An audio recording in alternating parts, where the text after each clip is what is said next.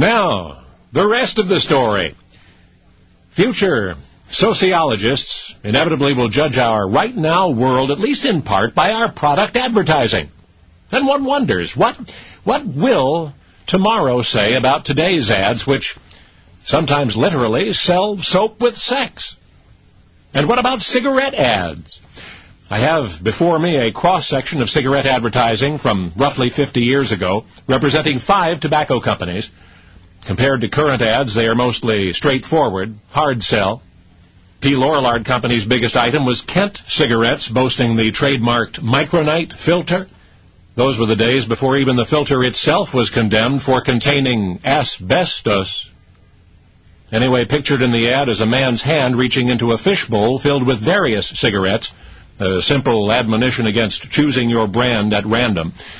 The ad makes vague allusions to impartial scientific tests which prove that Kent had less tar, less nicotine than any other cigarette. That was also before the tobacco companies regularly listed those factors.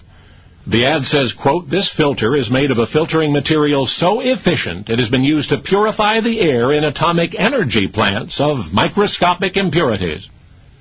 Another ad, this one by Liggett & Myers for Chesterfield cigarettes, takes the fine tobaccos approach. The ad says there are 6 types of homegrown tobaccos that are best for cigarettes.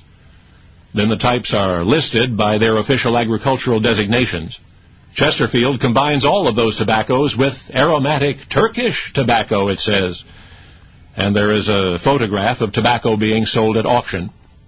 In another ad, Brown & Williamson praises their Cool cigarette for its soothing effect on the nose and throat. The ad states that of 2,000 men and women surveyed, 83% said their mouths felt cooler and their throats clearer. Again, the hard sell, appealing on the basis of supposed merit versus subliminal promises. R.J. Reynolds' ad for Camel recommends, quote, "Gifts for your friends and relatives in military service. Here's the one sure to delight them, cigarettes." The ad goes on to explain that based on actual sales records in post exchanges and canteens, the Army, the Navy, the Marine Corps, and the Coast Guard prefer Camel. Oh, and here's an ad you won't see today. Quote, "Eyewitness reports.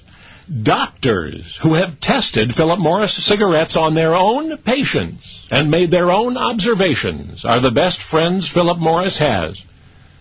It is one thing to read results in a published research, quite another to see with your own eyes how irritation of the nose and throat due to smoking diminishes on changing to Philip Morris. May we suggest that you make your own tests, end quote. So, how harshly the future will judge us based on our right now advertising of who knows what is the future's to decide. But we have a glimpse into that someday by considering our not-too-distant past. You see, the cigarette advertisements we've just revisited, including the armed forces love Camels, and Cools are kind to the nose and throat, and doctors recommend Philip Morris cigarettes after testing them on their own patients. Those ads were all published during or before 1953 in the official journal of the American Medical Association. Now, you know the rest of the story.